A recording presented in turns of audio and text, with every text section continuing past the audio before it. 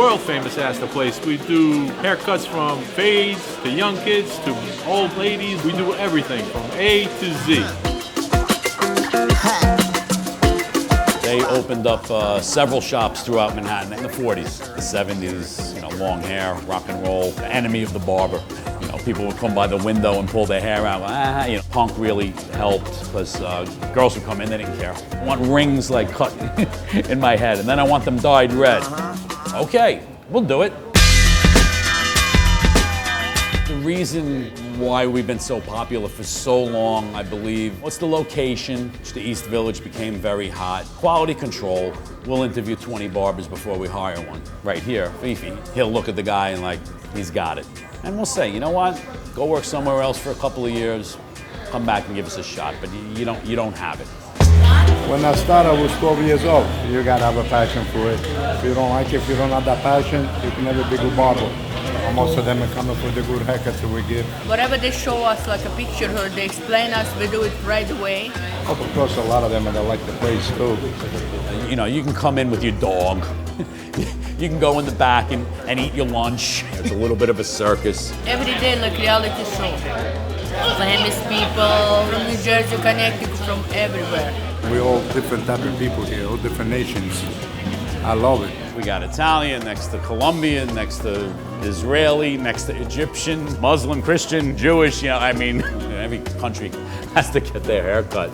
But you can see the skill set that came along. Negli ultimi tempi lo stile dei capelli sudamericani vanno forte, specialmente per la gioventù, sti disegni che fanno sono fantastici.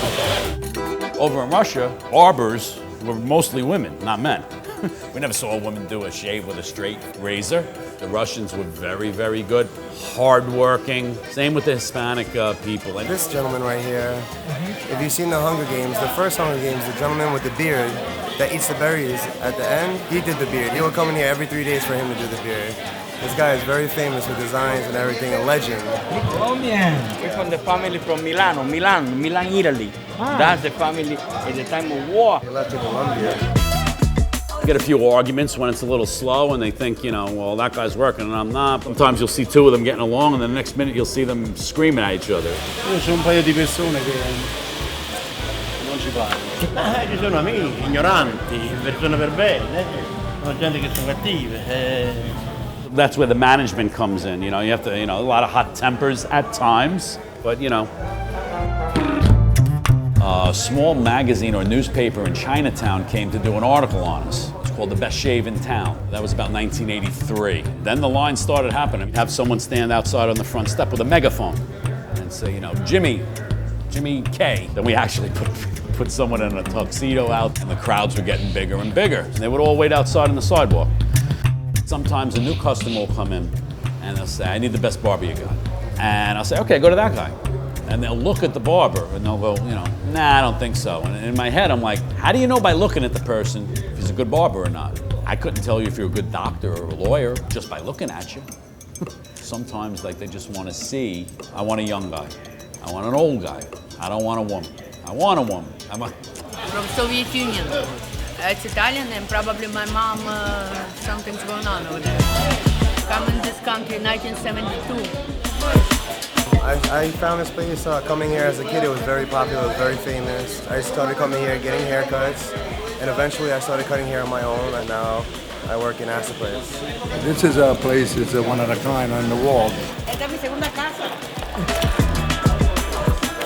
Vivienda buena y linda como la que tengo ahora. Cerchiamo italo-americani per lavorano qua e sono arrivato qua. E da allora siamo 24 anni sono passati. Questo è il sindaco di New York, ci faccio capelli da 20 anni.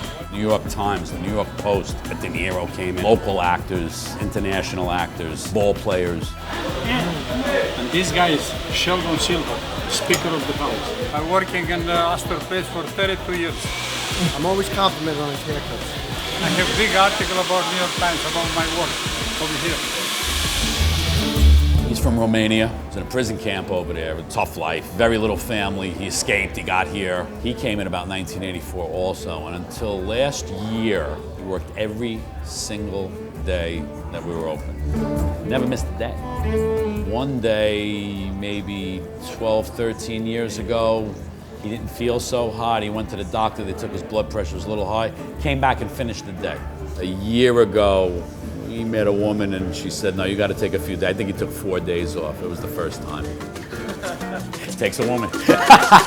Anywhere there was an outlet, we put a little shelf and a mirror and a barber chair. And at one time, we had 118 haircutters working all day long. All day long.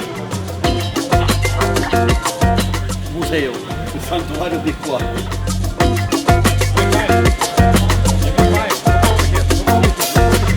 Nice wife. We're a family barbershop.